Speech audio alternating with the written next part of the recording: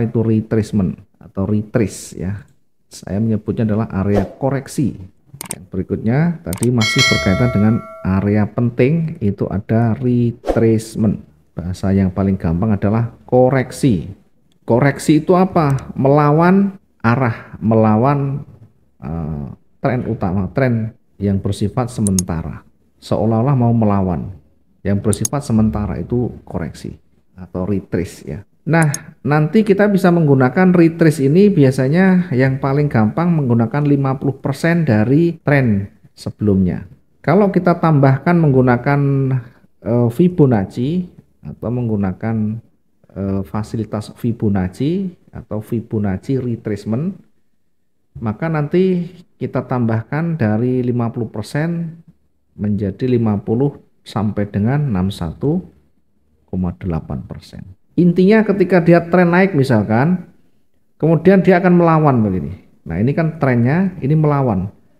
Melawan ini disebut dengan koreksi atau retrace itu saat dia berada di atas 50 sampai 61,8. Berada di wilayah ini maka dia namanya retracement. Dia bisa kembali naik. Demikian juga ketika dia turun melawan, maka harus tahu ini 50% ya dari sini. Kemudian ini 61,8. Wilayah ini adalah wilayah koreksi, sehingga ketika dia naik ini tidak menjamin dia akan terus berlanjut. Bisa jadi di area sini terhenti kemudian mulai berbalik dan trennya akan turun lagi lebih kuat. Nah, contohnya bagaimana?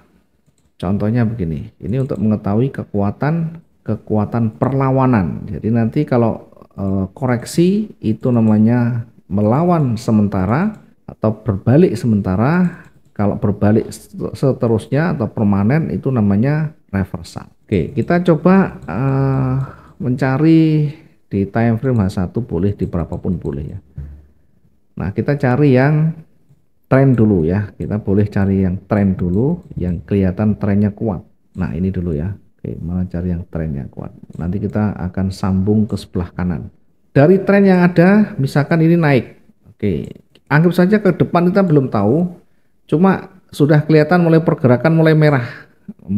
Maka untuk menguji kekuatan merah, satu kita bisa menggunakan level di sini, bisa juga menggunakan level di sini. Yang kedua kita menggunakan koreksi ya, dengan tren sebelumnya di sini, tengah-tengahnya kalau klik 2 kali di sini, tengah-tengahnya.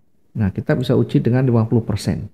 Selama dia tidak menembus, maka dia bisa kembali memantul. Ini kalau Fibonacci berarti kita menggunakan draw Fibonacci retracement ya. Kalau kita menambahkan dengan toolbar Fibonacci, tariknya karena ini trennya naik dan dia mulai melawan, maka nariknya dari bawah ke atas. Karena naik itu berarti hijau ke hijau. Apakah kita menariknya di sumbu atau di body ya? Di sumbu juga boleh, sumbu dengan sumbu, body dengan body. Saya lebih cenderung ke body karena body ini adalah real transaksi. Ada sebagian yang menggunakan sumbunya, boleh saja menggunakan sumbunya juga boleh begini. Sumbu dengan sumbu kalau sumbu ya. Oke, boleh begini, boleh menggunakan bodinya. Nah, area Fibonacci itu berada di antara 50 dan 61,8% di sini. Sehingga ketika dia terkoreksi, ketika dia turun melawan tren naik ini, kita uji sampai di area di sini. Bisa juga di sini, bisa juga di atasnya. Tidak mampu menembus, dia akan kembali naik. Nah, tidak mampu menembus, dia akan turun sampai di sini, dia kembali naik. Oke, berikutnya kita geser lagi ya. Ini sekarang dari naik turun tidak mampu menembus area Fibonacci. Kemudian berarti hanya sampai di sini. Nah, kemudian ini mulai naik lagi, sampai di mana naiknya kita bisa menguji dengan Fibonacci lagi. Dari mana kita mengukurnya? Karena trennya sebelumnya ini turun yang merah ini, ya kita bisa tarik dari sini ke sini. Ya, kita bisa tarik atau kita bisa gunakan body dengan bodinya di sini. Oke, body dengan bodinya. Kalau kita mengukur sumbu juga dengan sumbunya, sumbu dengan sumbu di sini. Ya, kita bisa gunakan dua-duanya ya. Yang terpenting untuk kehati-hatian kita. Begitu naik mendekati area retracement, ini berpeluang akan memantul. Memantul itu bukan berarti dia berbalik panjang, dia memantul, terhenti dan memantul. Sehingga sampai di sini dia kembali turun.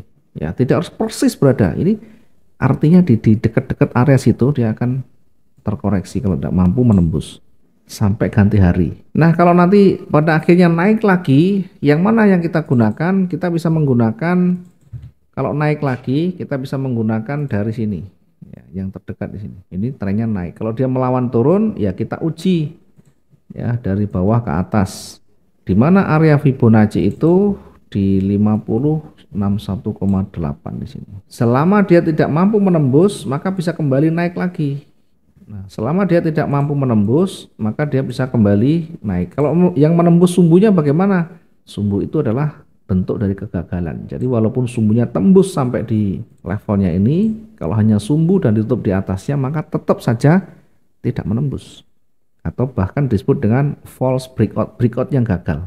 Baru setelah nanti dia melewati, maka dia akan cenderung lebih kuat. Dia akan cenderung lebih kuat. Sampai biasanya ya di levelnya. Yang dekat-dekat itu akan mendekati levelnya begini. Itu namanya Fibonacci ya.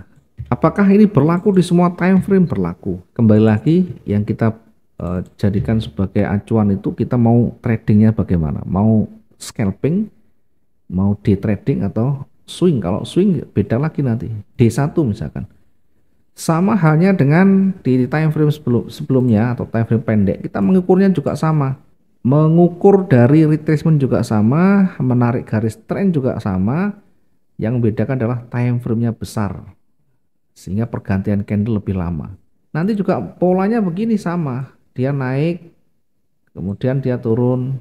Ya kalau yang pendek-pendek ya kita begini, naik, kemudian turun, kemudian harus cari lebih tinggi lagi.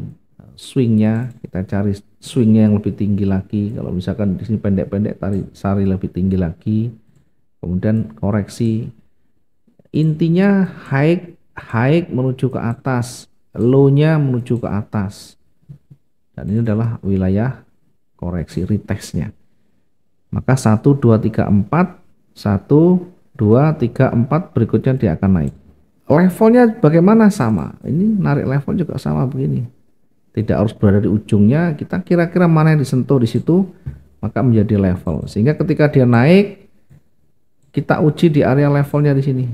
Nah, ini levelnya. Kalau tidak mampu menembus, dia bisa memantul kembali.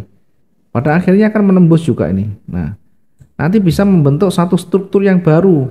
Turun, naik koreksi, turun lagi, naik lagi. Yang penting swing high-nya masih berada di bawah, maka dia akan cenderung turun. Kalau berada di atas nanti beda lagi.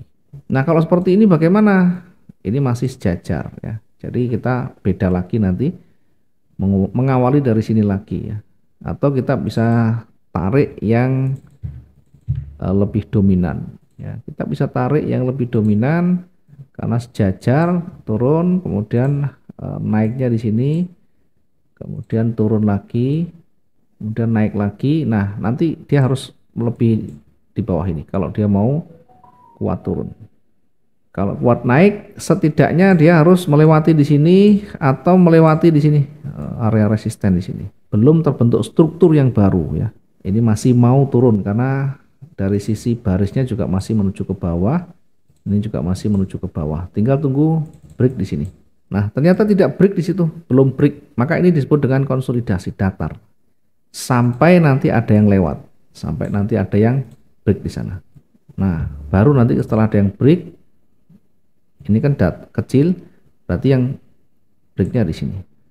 Ngitungnya dari mana? Dari sini turun kan, levelnya di sini. Ini high-nya, ini high-nya, ini low-nya, ini low-nya. Kita hitung. Kalau dia koreksi sampai di sini bisa kembali turun. Tapi kalau sama lagi, ya bisa break dan bisa membentuk satu double top. Bisa saja kembali turun lagi. Ini dari sisi time frame yang besar. Berada di sini. Kalau kita lihat dari sisi penolakan, di sini mulai ada penolakan, di sini mulai ada penolakan, ada resisten, tinggal candle ini. Kalau candle satu hari ini nanti didominasi merah, maka besoknya akan kembali merah lagi, akan turun lagi.